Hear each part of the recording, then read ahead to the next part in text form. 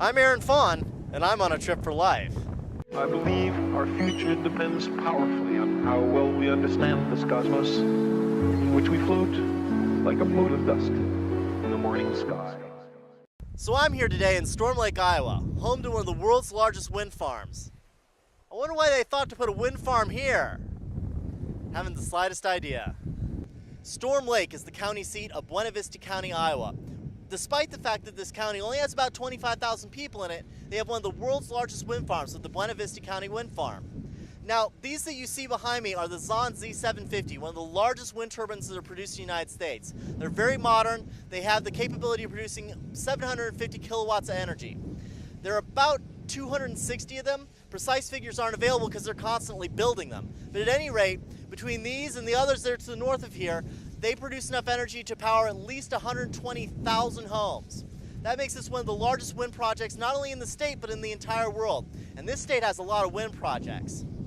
Indeed, Iowa has 25 major wind projects in total as of 2010. This makes Iowa the second largest producer of wind energy in the U.S., behind only Texas, which has a much larger land area to take advantage of. A full 10% of all wind energy in this land comes from Iowa, which is even more impressive when you consider that the people of Iowa make up less than 1% of the nation's population. Part of this bounty of energy is no doubt a result of the priorities of the Iowan people, but a good amount of it has to do with the geography of the area too. The Buena Vista County Wind Farm is located on the Buffalo Ridge, which is one of the most predominant geological features of the Midwest. It stretches from the Dakotas all the way down into Iowa. Wind speeds here average around 17 miles per hour all year round, which means that the windmills can run all year round. It's important for producing as much electricity as possible. Even better, all of this electrical production comes at no significant expense to the primary income source of the county, farming. Other than access pathways to the windmills themselves, and a tiny patch of cleared earth at the base, the farmer who is leasing the space for the turbine loses nothing. This fact goes a long way towards explaining why the people of Buena Vista County have embraced this energy source with such vigor. On the other hand, some people have come to dislike wind power for what might seem to be an unusual reason. And what is that reason? Well, there's been a fair amount of noise made of late about the sound that windmills produce. I didn't notice much noise while out on the farms around Buena Vista County, other than a gentle rhythmic chuffing when I was standing right at the base of a windmill. But to be fair, it was a really windy day, and it might have been difficult to hear over the wind buffeting. I noticed, however, that none of the windmills were in close proximity to homes. In most stories in which these complaints are made, such as this recent article from the October 6th edition of the New York Times, it seems that the windmills were built nearby to homes, and I think that the fault lies more with poor planning than the devices themselves. Opposing wind power because of noise seems to me to be a grievous misdirection of energies. It would be more wise to hire a good anemometrist to assess the placement of the windmills rather than building without forethought. Good planning at Buena Vista is surely a big part of the success of the project. And if you think the farmers around here have any problem at all with these wind turbines spinning overhead, well, you'd be wrong. They're making a lot of money off of these things. Really, I have to compliment the people of Iowa and their can-do spirit when it comes to renewable energy. Back in 2005, they only had about 5% of their energy coming from wind power. Now it's greater than 20%. In 4 short years, they've quadrupled their capacity. Imagine what they could do if they continue doing that over time. Imagine what it'd be like by 2020. I wonder what our politicians in Washington think about what we should be doing as a country by then. Let's return to that question in a moment. First, let me introduce you to a man who probably has more to do with the success of the Buena Vista County Wind Project than anyone else, Rob Hach of Anemometry Specialists. Along with his wife, Tara, Mr. Hach started his business in 2002, and since then the business has proven to be such a success that they won the 2010 Iowa Small Business Persons of the Year Award. I conducted an interview with Mr. Hach to help satisfy my curiosity about the project. Nice to meet you, Rob. Nice to meet you, Aaron. I've been going around the county looking at all these windmills. What do you guys do here at this business to help raise up all these windmills in this area? What we do at this company is do the assessment for the wind farms. It's the required data to validate whether or not a wind farm is going to be feasible. So our calculations that we do off of our studies will be used to determine the success of a wind farm. So I've noticed that the farmers here seem to be quite happy to have the wind farms in their fields. What sweetens the deal for them?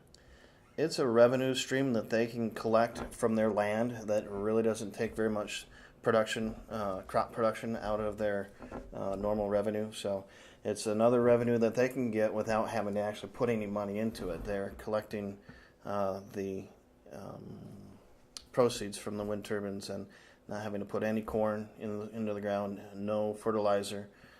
So it's a nice extra crop. So how exactly are these windmills maintained? Is there another company that comes in and does it, or are the farmers responsible somehow? Farmers, really all their responsibility is to lease the land to the wind company. There's no real cost or no real other activity to the farmer. All they have to do is receive the check on a yearly basis, I believe, is what most of the farmers. But the company that owns the wind farms are the ones that will take care of the maintenance. So what are the benefits and differences between the lattice towers and the solid towers?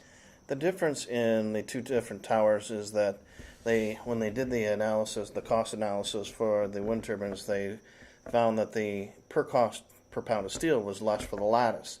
However, when they did the calculations, is actually the cost of assembling all that steel was more than they originally anticipated. So you won't see lattice towers used much anymore because the tube towers are a lot more cost effective for putting in because there's less labor and less maintenance on the tube towers compared to the lattice towers. Excellent. Do you know what the exact model? I know it's the something Z750. Yeah, you've done your research. Yep. Is Zond the company that builds the stuff, that builds the final assembly? Zond is the company that was manufacturing the wind turbines, and Enron bought that company out.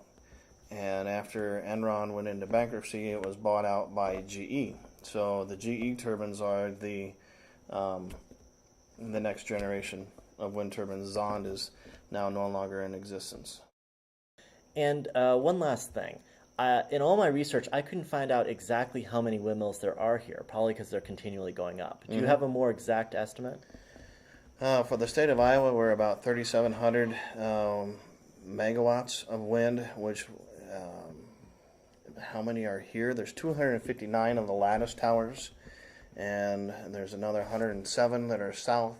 There's another, I can't keep up either. I have no idea how anyone could keep up. I think I saw 3 of them under construction just in the last mile driving up here. All right, well, thank you very much. Thanks, Aaron. And I'm glad you were able to join me on the trip. Yeah, absolutely. It was my pleasure. The people of Iowa aren't hypothesizing about creating a better energy future. They're doing it themselves, and they're doing it now. Let us compare that attitude to our leadership on a national level, regardless of party. In the Senate, they weren't even able to agree upon a target of 14% renewable energy by 2021. That's 11 years from now, and they couldn't even agree upon that. But do we really need to have targets set from on high? The people of Iowa don't need to have such targets in order to do it. Why don't we just do it ourselves? It should come as no surprise that our national politicians really aren't thinking deeply about this issue. Deep thought doesn't seem to be in their job description anymore.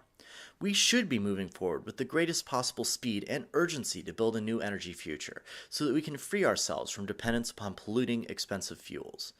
In Iowa, they're not waiting for Washington to lead. They are the leaders. One thing that we can all agree upon is that windmills need to be resistant to wind. After all, they're usually built in places with high winds, and the durability of the devices is critical to the costs, long-term, of wind energy. Many early windmills suffered from flaws in their design in this regard. Some of these early generators relied upon mechanical braking systems to slow their blades in high winds, and when they failed, as such mechanical systems invariably do, well, the results weren't pretty. More modern turbines use the generators themselves to do the braking, and have other innovations such as blades that can be turned out of the wind in order to reduce their speed. When I visited the Buena Vista County wind farm, the area had recently experienced some damaging winds that trashed a number of local structures. The windmills, however, were undamaged, a testament to the improved durability of the devices. The people of Iowa have done their best to live with the wind and embrace it as their friend, if at times with their tongues firmly planted in cheek. But why should we, as a people, follow their lead? Really, this question boils down to 2 questions. What if we don't, and what if we do? What if we don't start using renewable sources of energy? Well, I suppose we could keep riding the gravy train of oil for a while, but there's one thing to keep in mind is that anything that's moving will eventually stop. And there will come a point at which it becomes untenable for whatever reason. Perhaps the sea levels rise and we can't ship things around so easily. Perhaps we just run out. At any rate, when that point comes, if we don't have anything else to fall back upon, we're going to be in a big heap of trouble. Which means now we have an opportunity, while we still have that old source of energy remaining, to go ahead and harness it to produce something new, something we can continue to use. We need to have enough windmills to produce more windmills by the time that we run out of oil. But even more important than thinking about what would happen if we don't adopt a better energy future is thinking about what would happen if we do. If we cover our country with windmills and solar panels, then over time, the starting costs of those devices are going to be paid off. And once those devices are paid off, basically, other than maintenance, all the energy we get out of them is free. And since these devices are going to be in our own backyards instead of in the back pocket of some big businessman, this is going to be money in our pockets. Over time, this can work out like a massive economic stimulus that's continually being put into our economy. And frankly, we need it right now. The sooner that we can get ourselves into the new, better energy future, the sooner we can start making hundreds of billions of dollars that we wouldn't be making otherwise. And the sooner we can start paying ourselves for our energy rather than paying other people for it. In the end, that's what's really at stake in creating a better energy future. Energy is the capacity to do work. One might think of it as money in its most basic form. Except without energy, one could print mountains of money and still not get anything done. Money is merely a piece of paper, a magic spell that gets people to do things for us. You could use it to pay people to build us a gadget, or to work on the farm to produce food. But without energy, without that capacity to do work, the assembly line will be silent and our fields will lie fallow, regardless of how much money we might conjure up. If we as a nation want to get back to work, then what we need is not undirected stimulus or quantitative easing. The sound we need to hear is not the sound of the printing press, but the gentle rhythmic chuffing of windmills over our heads. Empowered to create our own energy rather than buying it from afar, we will all have control over the capacity to do work that we need to get back to work and prosper as a society. The sky calls to us.